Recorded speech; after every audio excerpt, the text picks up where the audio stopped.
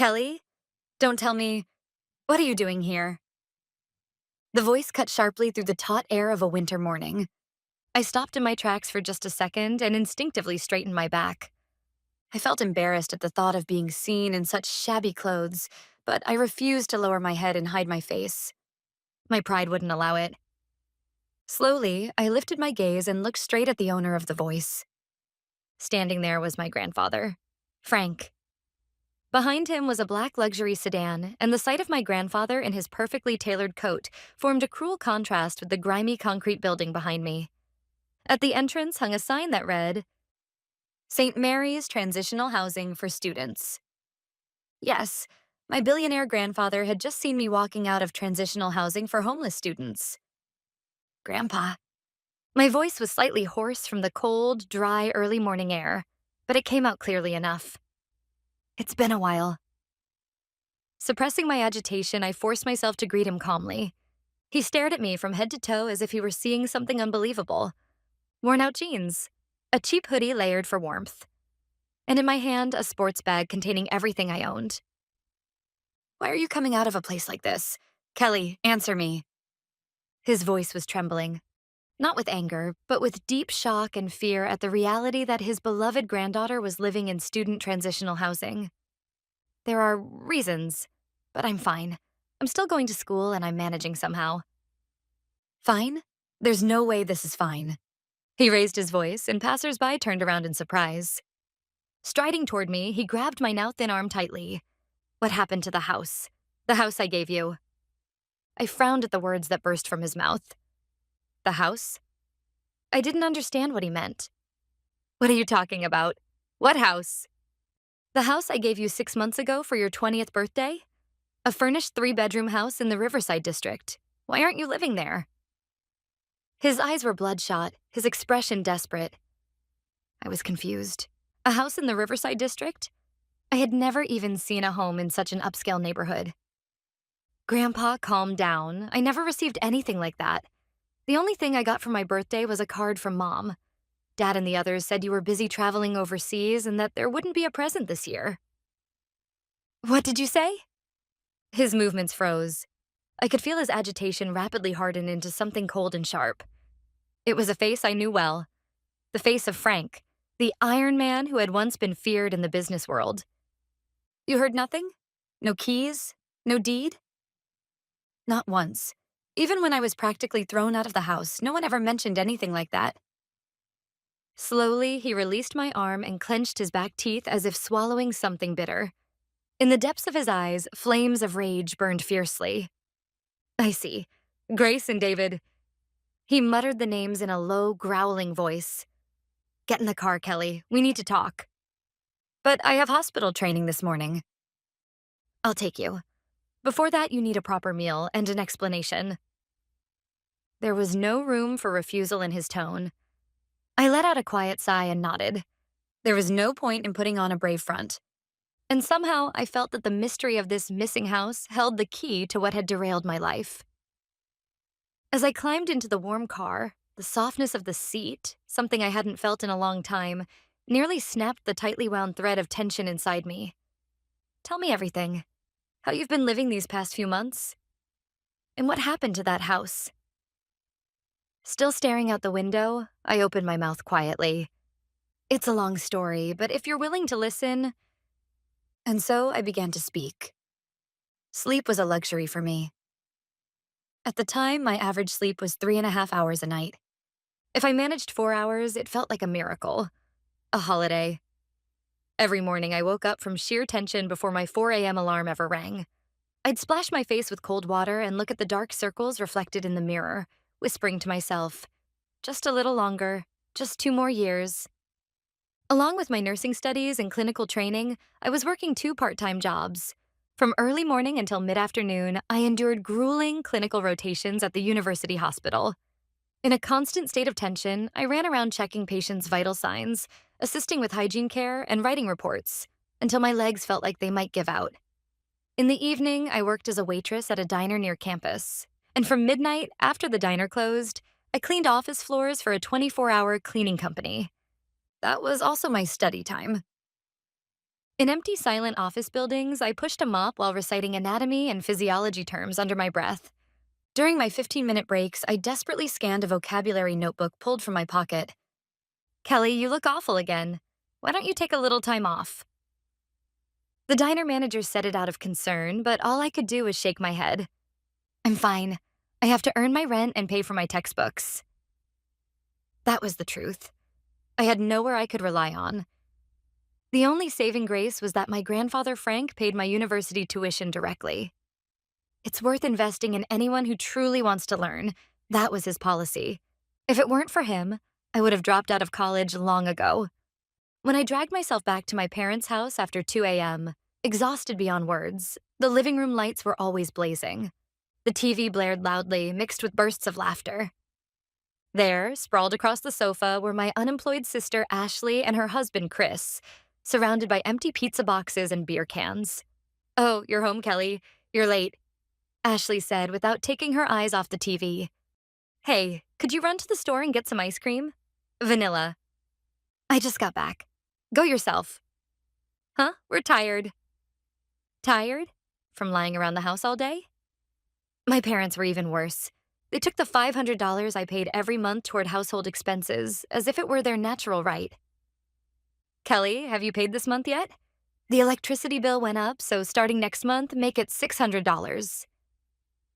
"Mom, my part-time wages are already at their limit. Why don't you ask Ashley and Chris to contribute too?" The moment I protested, my mother's face hardened. "Ashley has it hard. She has 2 small children. You're single and carefree, aren't you? We're family. It's only natural to support each other." The word carefree stabbed into my chest like a sharp knife. What part of my life was carefree? Every day felt like walking a tightrope. If I caught a cold and missed work, I risked losing my food money for the following month. Still, I endured it. Someday, once I earned my license and became a registered nurse, I could leave this house and live on my own. That hope alone kept me going. One night, the moment I opened the front door, the rich aroma of roast beef and red wine filled my nose. My stomach growled loudly, against my will. Lunch that day had been nothing more than a single jelly drink gulped down on the move. I was dizzy from hunger and exhaustion, but I knew all too well that this feast wasn't meant for me. When I stepped into the living room, it felt like entering a different kingdom. The dining table was covered with lavish dishes, and my mother Grace, my father David, my sister Ashley, her husband Chris, and their 2 sons were eating cheerfully. "Oh, you're back?" My mother noticed me and paused with her fork midair. In her eyes, I caught a faint trace of annoyance, as if an interruption had arrived. "Welcome home. But I'm sorry. Today is Ashley's recovering from childcare party. We didn't prepare anything for you." Without a word, I took off my shoes and headed for the kitchen refrigerator. There should have been the salad chicken I'd splurged on with my own money after getting paid yesterday. My lunch for tomorrow. But when I opened the fridge, it was gone. "Hey, where's my chicken?" When I turned around, Chris wiped sauce from his mouth with a napkin and said casually, "Oh, that? Sorry about that. I used it as an appetizer earlier. The expiration date was coming up anyway, so I took care of it." Took care of it? That was my lunch for tomorrow. I bought it with my own money. "Don't be so picky, Kelly." Ashley cut in, swirling her wine glass. "It's just a few dollars. Why get so worked up? Chris is under a lot of stress from job hunting right now. If you're family, shouldn't you want to help your brother-in-law get some nutrition?" The last time Chris had gone to a job interview was over 6 months ago. I knew exactly how he spent his days: online games and sports on TV. My hourly wage is low. Do you have any idea how long I have to work just to afford that chicken? When I raised my voice, my father David slammed his hand on the table. "Kelly, how dare you speak to your sister like that? You're being narrow-minded. This is a good opportunity. Let's talk about money." He placed a thick envelope on the table. Just from the bulge of the bills inside, I could tell it was a substantial amount. He slid the envelope, not toward me, but toward Ashley. "Here you go, Ashley. This month's support. There's $2,000 in there." My eyes widened. $2,000. He handed it over effortlessly to a daughter who didn't work at all. "Thank you, Dad. This really helps," Ashley said, hugging the envelope with a beaming smile. "Wait a second. Dad, when I asked you for help with my textbook costs last week, you said you couldn't afford it, didn't you? So how can you give Ashley that much money every month? My mother answered with a sigh. Kelly, you really don't understand. Ashley has a family to protect. Appearances matter. And we can't let the children feel miserable, can we? They need dignity. Dignity? Don't I need dignity too? You're single. Living for one person is manageable. Ashley and her family are just in her charging phase of life. I swallowed my anger and retreated to my room. But the moment I opened the door, I was struck speechless. My small room, supposed to be my sanctuary, had been ransacked. The anatomy notes I'd spread across my desk were scattered all over the floor. My precious textbooks were scribbled over with crayons, and several pages had been torn out. On the bed, my nephews were jumping up and down with their shoes still on. What do you think you're doing? When I shouted, the kids burst into tears in surprise, and Ashley came rushing in. Hey, what do you think you're doing to my children? Look at this. My notes are ruined. I have a test tomorrow. They're just pieces of paper, aren't they? The kids were just playing. Try being more open-minded. Honestly, studying all the time really warps your personality. She tossed out those parting words and left the room with the children. When silence returned, I sank down onto the floor, clutching my torn notebook in my hands. I'll leave this house, no matter what. That determination alone kept me from losing my sanity. But I didn't know then. I didn't know that by that point already, my golden ticket out of this hell had been concealed and crushed by my own parents. My 20th birthday fell on a gloomy, rain-soaked Tuesday. I hadn't expected anything. I knew expectations only existed to be betrayed. Still, somewhere deep down, I was waiting to hear from my grandfather, Frank. No matter how busy he was, he always sent me a card or called me on my birthday every single year. But my phone showed 0 notifications. When I got home late that night, dragging my feet, my parents and Ashley and Chris were gathered around the dining table, whispering in hushed tones. The moment I opened the door, they jerked their heads up and hurriedly hid the documents spread across the table. Oh, Kelly, you're back, my father David said, clearing his throat theatrically. Come to think of it, today's your 20th birthday, huh? Congratulations. Here. My mother Grace casually tossed me an envelope containing $20 worth of gift cards. Thanks. Did Grandpa contact you? The air in the room instantly went tense. My parents exchanged a brief glance. Oh, about that. Your grandfather called. He's in South America right now, setting up a new business, somewhere without even proper reception. He said to give you his regards, but he doesn't have the time or means to send a present. I see. If he's busy, it can't be helped. Her explanation sounded reasonable, but my instincts told me something was wrong. My grandfather wasn't that kind of person. Just then, Ashley let out a smile she clearly couldn't suppress. In her hand, I caught a glimpse of the edge of a glossy brochure she hadn't managed to hide in time. Hey, Mom, don't you think this island kitchen is amazing? You could cook while keeping an eye on the kids. It really is wonderful. And the living room is so spacious. Looks like it gets great sunlight, too. Are you guys moving? Ashley looked at me with a triumphant grin. Yes, we finally found a house worthy of us. Oh, did Chris find a job? Hey, watch your mouth, Chris snapped, beer in hand. This is just, well, our luck turning around. Life's not so bad after all. I lost interest and headed for my room. They probably got the money from our parents again. What I didn't know, what I couldn't have known, was that among the documents they'd hidden was a property deed with my name on it. And that the wonderful new house Ashley was so excited about was the very house my grandfather had given me. The verdict came abruptly the week after my birthday. I'll get straight to the point. We're moving out of this apartment at the end of the month, my father said in a businesslike tone after dinner. Moving out? Where are you going? We're moving to Ashley's new house, my mother continued. It's a wonderful place. We'll all live together and help take care of the grandchildren.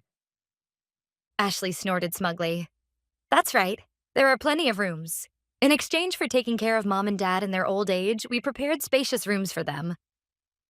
How did you even afford something like that? That's none of your concern. My father cut in sharply. What is important is this. There's no room for you there. It felt as though time itself had stopped. What do you mean? Exactly what it sounds like. That house is a sanctuary for Ashley's family. You're 20 now, aren't you? Don't you think it's shameful for an adult daughter to keep leeching off her parents?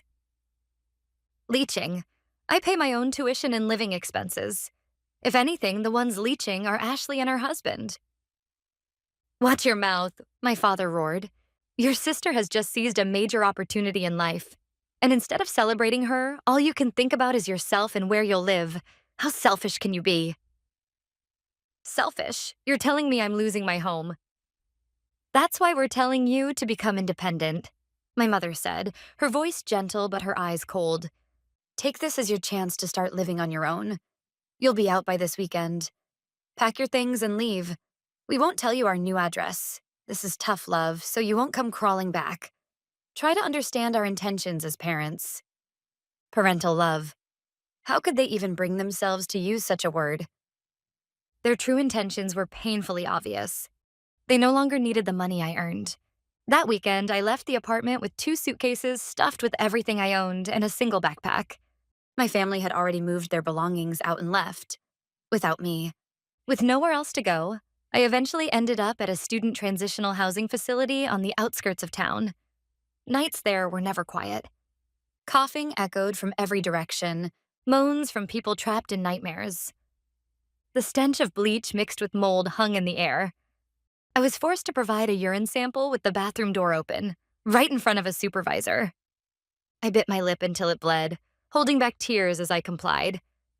I was a future medical professional. I had never once touched drugs, and yet in that place, I was nothing more than a number under supervision. At night, I slept clutching my backpack to my chest like a baby. Inside were my expensive medical textbooks and the little cash I had left. Even shoes were stolen there, so I tied my sneaker laces around my wrists before crawling into bed. At 5 a.m., we were shaken awake.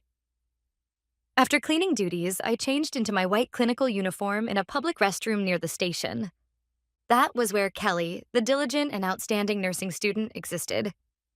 One rainy day, shaking with a high fever in the transitional housing facility, I scrolled through social media on my phone. A photo posted by Ashley appeared. In a spacious, modern living room, the whole family stood smiling, glasses raised, gathered around a glowing fireplace. The caption read, "Our first party in our new home. Grateful for the best family ever." Through the window behind them, I could see the beautiful night view of the Riverside district. Why was I shivering in a moldy bed while they warmed themselves by a fireplace? I cried until I had no tears left, burning with frustration and injustice. And then, the next morning, as I staggered out of the transitional housing facility, my grandfather Frank's car was waiting right in front of me. When I finished telling him everything, the feared Iron Man, Frank covered his face with both hands, his shoulders shaking as he cried. "I'm sorry. I was a fool. I trusted your parents too much." He wiped his tears and looked at me with eyes full of resolve. "Kelly, listen carefully. That house Ashley is living in, the one in Riverside, I bought it with my own money and registered it in your name. It is your house." "What?" "The deed and the keys were entrusted to your parents through my lawyer. I told them it was a surprise for you. They stole it, deceived you, and even drove you out." A cold chill ran down my spine. That house, the one Ashley had bragged about as being worthy of them, was mine? That can't be true. It is, and I'll prove it. My grandfather placed me in a luxury hotel suite and made sure I ate properly. While I rested, he called my mother Grace. "Dad, how's the business in South America?" Her syrupy voice came through the speaker. "Going well. By the way, how is Kelly doing? I haven't been able to reach her." "Oh, she's doing great. She's enjoying living on her own in an apartment near her school. She said she wants to focus on her studies, so she asked us not to contact her too much." A lie. They didn't even know where I was. "I see. Actually, it looks like I'll be able to come home this Christmas. I was hoping we could all gather as a family." "Really? That's wonderful. Then you must come to the new house." "Oh, a new house. That sounds delightful. Kelly will be there too, I assume." "Of course. Yes. I'll invite her." Another lie. After ending the call, my grandfather spoke coldly. You heard that, Kelly. They wouldn't care even if you were dead, as long as their lies weren't exposed. He stood and gazed out the window. I've already contacted my lawyers, property records, transfer histories. Everything will be examined. And then, Christmas. He turned back to me and smiled gently. Until then, rest here. And on Christmas, you'll wear the finest dress and return with me to your house. On Christmas Eve night, I wore a deep crimson velvet dress my grandfather had chosen for me. You're beautiful, Kelly. This is who you were always meant to be. We stepped into the waiting limousine and then we headed toward the Riverside district. Soon, the car stopped in front of a grand estate with an imposing gate. There it was, the house I had dreamed of. A beautiful brick exterior, but hanging on the front door was a tasteless wreath that read, "Welcome to the Smith family." Are you ready? Yes, I'm ready. My grandfather rang the doorbell. From inside came my mother's cheerful voice. Coming, it must be the pizza delivery. The door opened. Merry Chris. The smile that had been spread across my mother's face froze instantly. Standing in front of her were the father who was supposedly in South America, and the daughter who was supposed to be missing. Father, and Kelly? This can't be. Why are you here? We were invited, my grandfather said coldly. This is a party at your new house, isn't it? Get in. He brushed past my mother and strode confidently into the entry hall. When we entered the living room, the scene before us was a full-blown feast. The table was covered with more food than anyone could possibly finish. On the sofa, Ashley was spreading out a brand new designer handbag, while Chris puffed leisurely on a cigar. My father, David, was in high spirits, carving the turkey. Hey, Grace, who's at the door? Don't tell me the cake's already. He looked up, knife still in hand, and froze. The air in the room turned vacuum silent in an instant. Well, David, Ashley, Chris, you seem to be enjoying yourselves. In my granddaughter's house. The weight of those words alone seemed to drop the temperature below freezing. Grandpa, you said you weren't coming back until next week. Plans change. My grandfather pointed his cane toward the wedding photo of Ashley and Chris hanging on the wall. Explain this to me. Why are you living in the house I gave to Kelly? And why was Kelly forced to sleep in transitional housing for homeless students? Homeless? My father rasped, staring at me in my dress. What are you talking about? Kelly was living in an apartment. Silence. My grandfather's shout cracked like thunder. I'm not here for excuses. We are settling everything here and now. The police and the lawyers are already on their way. This is not a family meeting. This is a trial. Police? From afar, the sound of sirens began to grow louder. Dad, wait. This is all a misunderstanding. We were going to tell her today. We gave the house to Ashley. She has a family. She deserves it more. My mother screamed, trying to grab my grandfather's arm, but my grandfather slapped her hand away. There is no misunderstanding. What you did to Kelly is a crime. Embezzlement. Forgery of private documents. Fraud. At those words, Ashley, trembling, cut in. But Grandpa, Kelly is single. She can't manage such a big house alone. I have children. Wouldn't it be more reasonable for the whole family to use it? Kelly would understand, right? Right, Kelly? She looked at me desperately, her eyes pleading, please go along with it. I slowly shook my head. No, Ashley.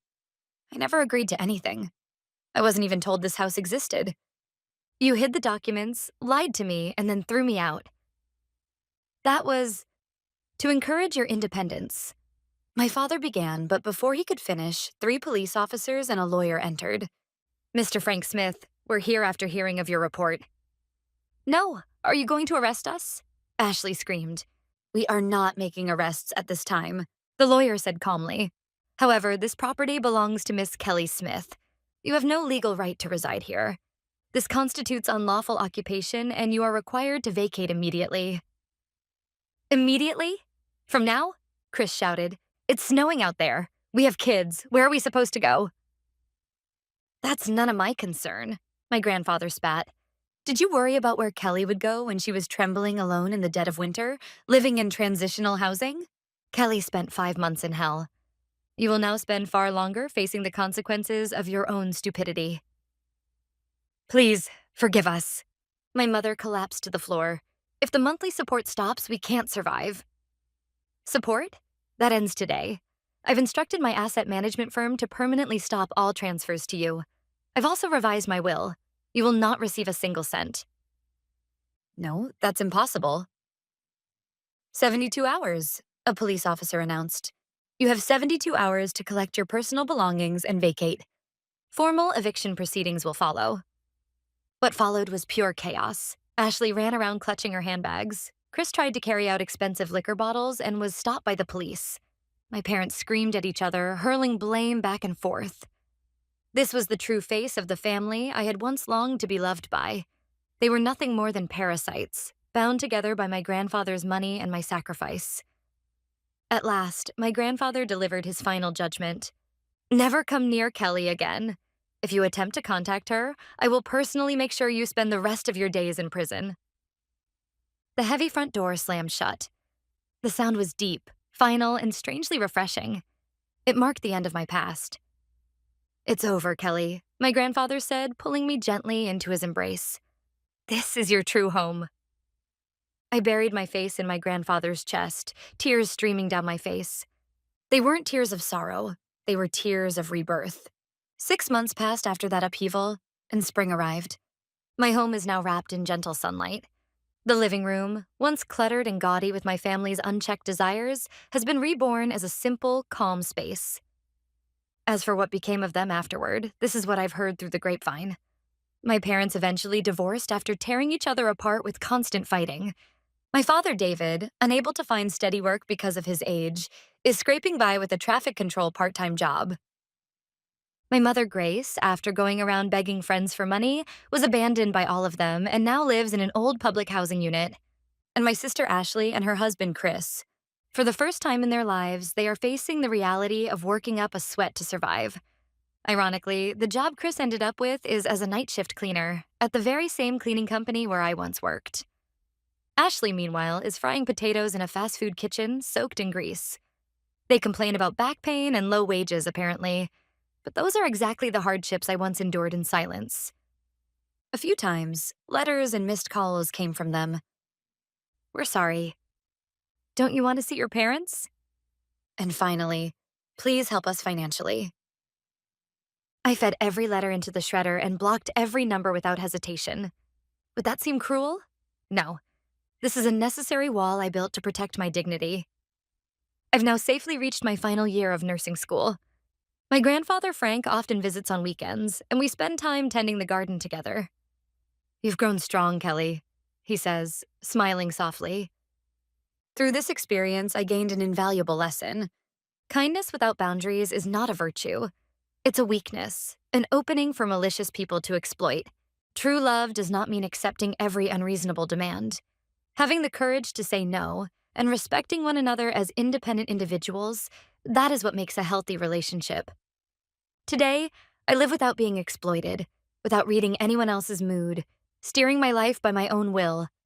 My true life has only just begun.